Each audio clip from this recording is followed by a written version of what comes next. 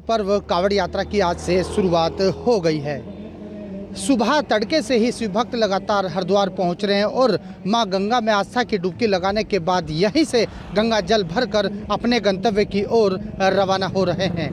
इस वक्त हम कावड़ पटरी पर मौजूद हैं और आप देख सकते हैं कि लगातार किस तरह से जो शिव भक्त हैं लगातार यहां से गुजर रहे हैं। हालांकि सामाजिक संगठनों द्वारा तमाम यहां पर कावड़ पटरी पर इंतजामात किए हैं, रहने खाने और विश्राम करने जैसे तमाम इंतजामात यहां पर किए हैं। वहीं दूसरी ओर जिला प्रशासन के द्वारा भी तमाम मेला क्षेत्र में जगह जगह शिविर लगाए गए हैं, स्वास्थ्य शिविर लगाए गए हैं। यानी कहा जा सकता है कि कावड़ यात्रा को लेकर सरकार और सरकार के जनप्रतिनिधि और सामाजिक संगठन के जो लोग हैं वो पूरी तरह तैयार नजर आ रहे हैं। अपने सहयोगी के साथ मैं संजय पुंडीर, जनतंत्र टीवी, हरिद्वार।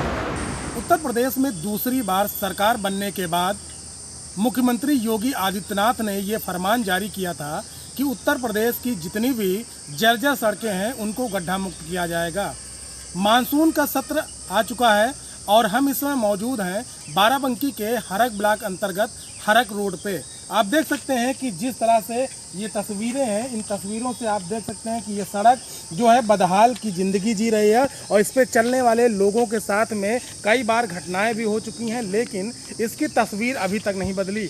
हम इस समय अगर हम इसकी बात करें तो ये बाराबंकी की जैतपुर विधानसभा में ये सड़क आती है और यहाँ से 10 सालों से समाजवादी पार्टी से गौरव रावत विधायक हैं, लेकिन जिस तरह से इस सड़क की तस्वीर है इसको देखकर आपको अंदाज़ा लग गया होगा कि इस पे कितने वर्षों से काम नहीं हुआ और यही तस्वीर जो है हमेशा जो है लोगों के सामने रहती है। अब देखने वाली बात ये होगी कि आखिर इन सड़क की जो सूरत है वो कब तक बदलेगी और लोगों को कब तक निजात मिलने वाली है। बलराम सिंह, जनतंत्र टीवी, बाराबंकी। के पूर्व मुख्यमंत्री और समाजवादी पार्टी के राष्ट्रीय अध्यक्ष आज अपराह्न अयोध्या पहुंचे। बता दें कि यहां के पूर्व जिलाध्यक्ष रहे गंगा सिंह यादव के आवास पर पहुंचे और उनके चित्र पर पुष्प अर्पित कर उन्हें नमन और याद किए। इसके साथ ही अयोध्या सिटी में पहुंचे यहां पे समाजवादी पार्टी के पूर्व जिलाध्यक्ष रहे जयशंकर पांडे की धर्मपत्नी जिनका साकेतवास गत दिनों हो गया था, उनके चित्र पर भी पुष्प अर्पित किए। साथ ही जनमोर्चा अखबार के संपादक रहे पत्रकार शीतला सिंह के आवास पर पहुंचकर उनके भी चित्र पर श्रद्धा सुमन के फूल अर्पित किए। इसके साथ ही मीडिया से मुखातिब होते हुए उन्होंने कहा कि भाजपा सरकार में उत्तर प्रदेश जो था काफ़ी पिछड़ गया है। साथ ही उन्होंने कहा कि इनके पास कोई विज़न नहीं है। उन्होंने कहा कि उत्तर प्रदेश में जो ये मिशन 2024 चला, लोकसभा का चुनाव चल रहा, समाजवादी पार्टी बहुत ही मजबूती के साथ लड़ेगी और सर्वाधिक सीट जीतेगी। इतना ही नहीं, मीडिया के सवाल जवाब करने पर उन्होंने कहा कि जरूर मैं अयोध्या का भी दर्शन करूंगा। वासुदेव यादव, जनता टीवी, अयोध्या। योगी आदित्यनाथ सरकार में अपराध और अपराधियों के खिलाफ जीरो टॉलरेंस की नीति अपराधियों माफियाओं के ताबूत की कील बनती जा रही है। बात करते हैं मुख्तार अंसारी की, एक बड़ा नाम, एक बड़ा माफिया जिससे कभी प्रदेश का ज़र्रा ज़र्रा थर्राता था, आज उसकी भी हालत पतली है। 61 मामलों में 5 मुकदमों में मुख्तार अंसारी को जेल हो चुकी है और एम्बुलेंस वाले मामले में बाराबंकी MP MLA कोर्ट में आज ही चार्ज फ्रेम किए जा चुके हैं, सुनवाई जारी है। आप देख सकते हैं कि ये वही जेल है जहां मुख्तार अंसारी कैद हैं और ये वो माफिया है कि कभी जेल के अंदर से पूरी बादशाहत चलती थी, लेकिन जैसे ही योगी आदित्यनाथ की सरकार आई है जेल को इतना सख्त कर दिया गया है, इतना टाइट कर दिया गया है कि माफिया खुद परेशान है। मुख्तार अंसारी जैसे माफियाओं की पूरी सल्तनत, जो इनके अपराध का दुनिया का पूरा तिलिस्म था, वो चरमरा कर रह गया है। बेटा जेल में है, बहू जेल में है, दूसरा बेटा भी, पूरा ख़ानदान, पूरा परिवार या तो जेल में है या भागा भागा फिर रहा है। CM योगी आदित्यनाथ ने माफियाओं को मिट्टी में मिला दूंगा जो जुमला कहा था वो सामने आता दिखाई दे रहा है। बांदा जेल में सिक्योरिटी के ज़बरदस्त इंतज़ाम हैं और माफिया बेचैन है। पूरी सल्तनत, पूरा तिलिस्म मुख्तार अंसारी का ध्वस्त हो चुका है। जिशान अख्तर, जनतंत्र टीवी, बांदा। कानपुर का ब्लू अर्थ थीम पार्क एक बार फिर से चर्चा में आ गया है। आपको बताते चले कि ब्लू अर्थ थीम पार्क में बाउंसरों की जो गुंडाई का मामला है वो आए दिन सामने आता है। एक युवक ने आरोप लगाया है कि उसने एक रेड लाइन जो थी उसको क्रॉस कर दिया, जिसको लेकर बाउंसरों ने उसकी बुरी तरह से पिटाई कर दी। युवक ने डायल 100 पे सूचना करी, डायल 112 पे सूचना करी, पुलिस आई, उस एरिया का चौकी इंचार्ज आया, उस एरिया का थाना इंचार्ज आया, लेकिन युवक का आरोप है किसी ने उसकी एक ना सुनी। अपनी रसूख के दम पे चलने वाला कानपुर का ब्लू वर्ल्ड थीम पार्क आए दिन चर्चा में बना रहता है। लोगों के साथ मारपीट करना, बाहर से आए जो पर्यटक होते हैं, जो घूमने के लिए लोग आते हैं, उनके साथ बदतमीजी करना, मारपीट करना, ये ब्लू वर्ल्ड थीम पार्क के बाउंसरों का क्रेज बन गया है। आखिर कानपुर प्रशासन ऐसे ब्लू वर्ल्ड थीम पार्क के बाउंसरों और प्रशासन और मालिक के खिलाफ कब कार्रवाई करेगा, देखने वाली बात ये होगी। कैमरामैन मोहम्मद सानू के साथ राहुल भदौरिया, जनतन टीवी, कानपुर। सीसामऊ विधायक इरफान सोलंकी की मुश्किलें लगातार बढ़ती चली जा रही हैं। कानपुर से आगजनी का एक मामला स्टार्ट होता है जिसमें इरफान सोलंकी आरोपी बनाए जाते हैं। एक महिला के प्लाट में आगजनी को लेकर उनके ऊपर आरोप लगते हैं कि उन्होंने उस महिला के प्लाट में जबरन कोशिश कर आगजनी करने की कोशिश करी थी। उसके बाद उनके ऊपर लगातार 17 से अधिक मुकदमे लिखे जाते हैं। अब इसी क्रम में पूरा मामला जो है इरफान सोलंकी की पत्नी के ऊपर भी कहीं न कहीं लगातार बढ़ता चला जा रहा है और जांच का दायरा उनकी पत्नी के ऊपर भी आ गया है।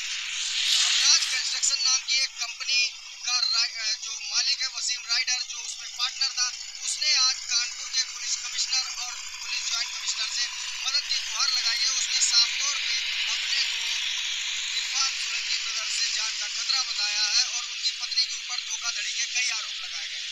पुलिस का कहना है कि पूरे मामले की जांच करी जा रही है और जांच में जो भी निकल के सामने आएगा उसके खिलाफ सख्त से सख्त कार्रवाई करी जाएगी। तो अब ये कहा जा सकता है कि इरफान सोलंकी के बाद इरफान सोलंकी के परिवार की भी मुश्किलें बढ़ना चालू हो गई हैं और इरफान सोलंकी जांच की जद में इरफान सोलंकी का परिवार भी आ चुका है और इरफान सोलंकी भी पूरी तरीके गिर चुके हैं।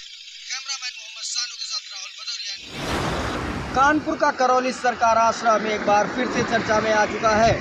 कुछ महीने पूर्व एक नोएडा से आए हुए डॉक्टर ने करौली सरकार के बाबा संतोष भदौरिया के ऊपर आरोप लगाया था कि उन्होंने अपने बाउंसरों से उसकी पिटाई करवाई थी। लेकिन सफाई में करौली सरकार आश्रम के बाबा संतोष भदौरिया ने कहा था कि इस डॉक्टर ने वहां पे जाके बदतमीजी करी है और हमारे यहाँ किसी भी तरीके की मारपीट नहीं करी गई है।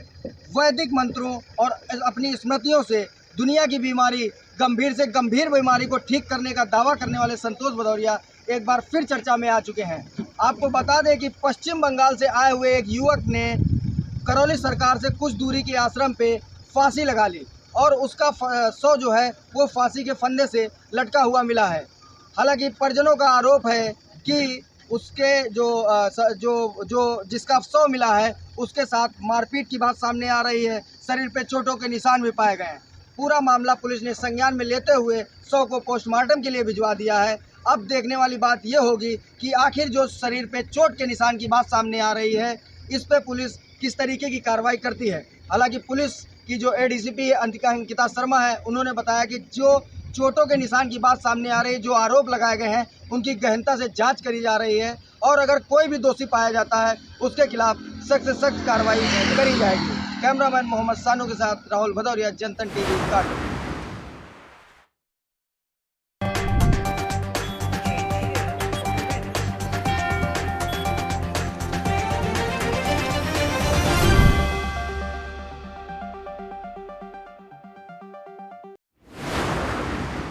उत्तर प्रदेश के मुख्यमंत्री योगी आदित्यनाथ ने सभी अधिकारियों को आदेश दिए हैं जो भी उनके क्षेत्र के जो कुख्यात बदमाश हैं उन पर सख्त के सख्त कार्रवाई की जाए। उसी के चलते जो मुजफ्फरनगर के डीएम हैं अनिल कुमार बंगारी और एसएसपी हैं संजीव सुमन, उन्होंने जो पश्चिमी यूपी का कुख्यात बदमाश सुशील मूत, जिस पर 39 से ज़्यादा मुकदमे हैं, रंगदारी, लूट, हत्या, डकैती जैसे अनेकों मुकदमे हैं, उसके आज 90 करोड़ की प्रॉपर्टी सील की गई है और जल्द ही उसकी और भी जो प्रॉपर्टी है उस पर सख्त कार्रवाई की जाएगी।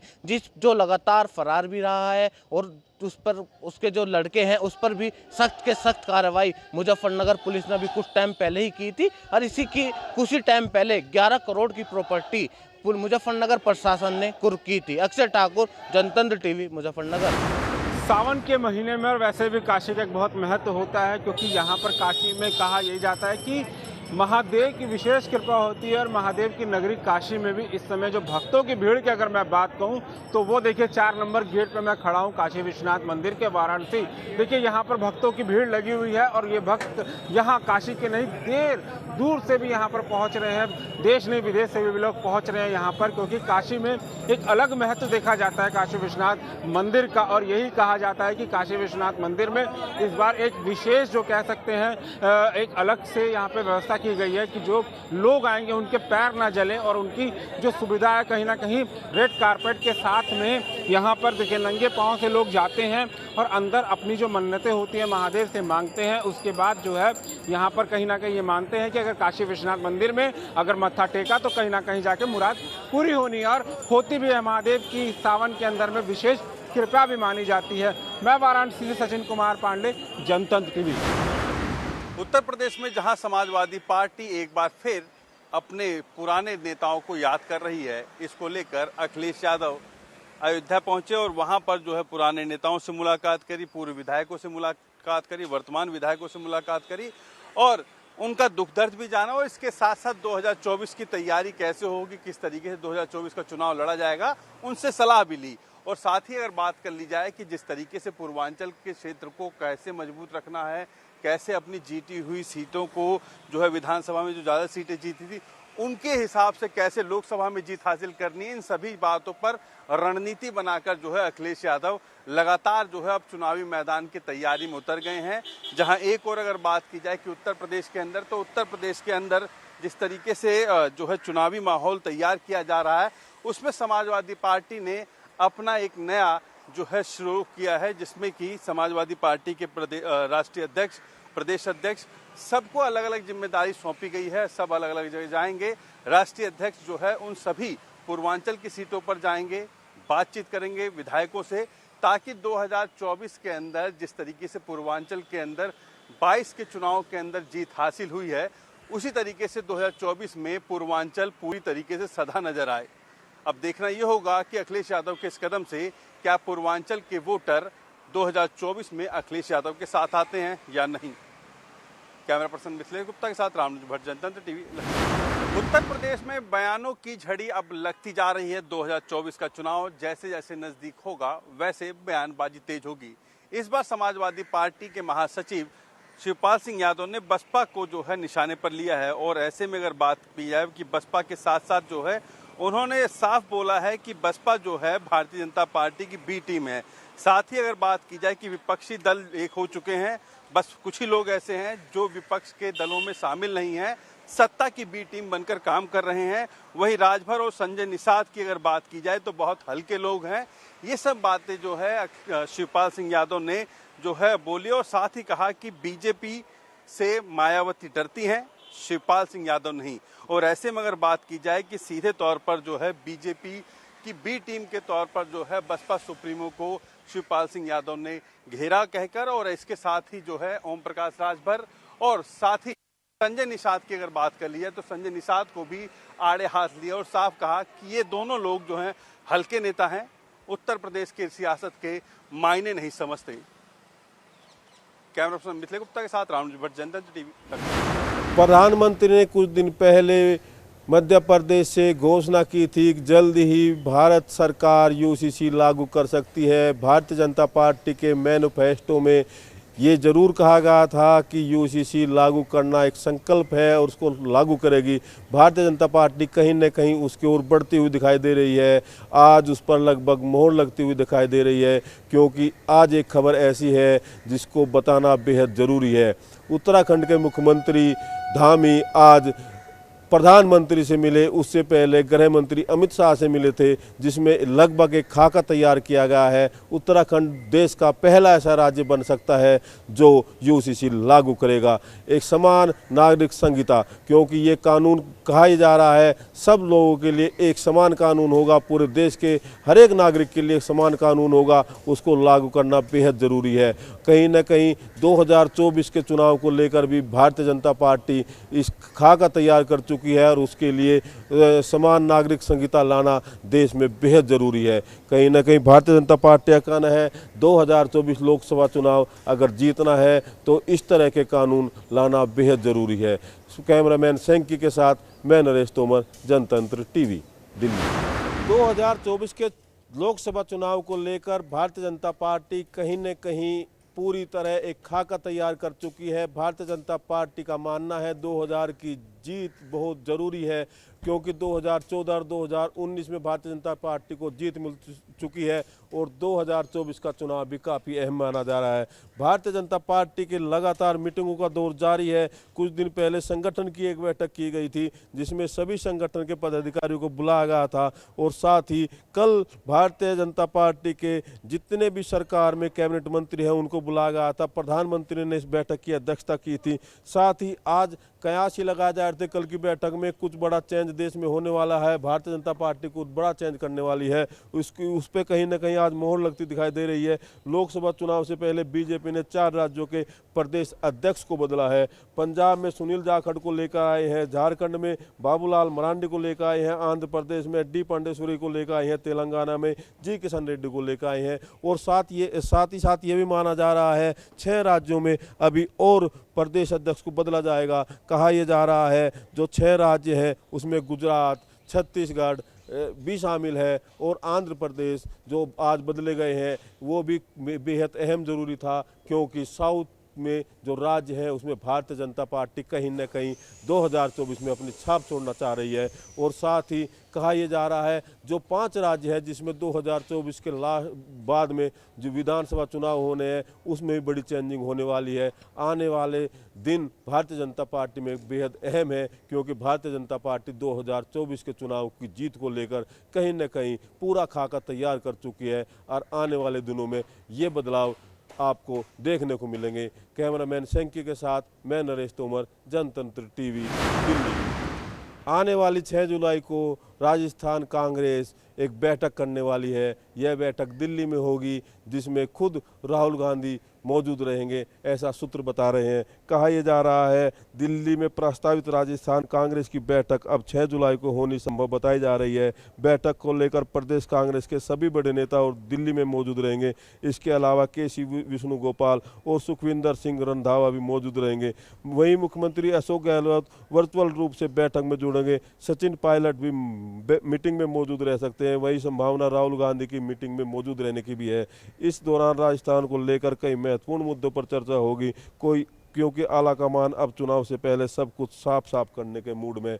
हम आपको बताना चाहेंगे जिस तरह अशोक गहलोत और सचिन पायलट का झगड़ा है वो किसी से छुपा नहीं है। हर बार जो है कहीं न कहीं झगड़ा सड़क तक पहुंच ही जाता है। इसको लेकर कहीं न कहीं राजस्थान सरकार पहले ही साफ कर देना चाहती है। राहुल गांधी पहले ही साफ कर देना चाहते हैं कि ये झगड़ा दोबारा ना हो, क्योंकि विधानसभा चुनाव है और विधानसभा चुनाव में कहीं न कहीं कांग्रेस ये चाहती है दोबारा राजस्थान में कांग्रेस की सरकार आए। अगर कांग्रेस की सरकार राजस्थान में आती है, कर्नाटक की तरह राजस्थान भी अगर कांग्रेस जीतती है, तो कहीं न कहीं 2024 लोकसभा चुनाव को लेकर कांग्रेस मैदान में उतरेगी। एक बड़ा संदेश लेकर चाहती है कांग्रेस मैदान में जाए। कैमरामैन सेंकी के साथ मैं नरेश तोमर, जनतंत्र टीवी, दिल्ली सरकार और दिल्ली के एलजी के बीच विवाद थमने का नाम ही नहीं ले रहा है। डीआरसी के अध्यक्ष की नियुक्ति को चुनौती देने वाली दिल्ली सरकार की याचिका पर आज सुप्रीम कोर्ट में सुनवाई हुई। आपको बता दें कि जस्टिस DY चंद्रचूड़ और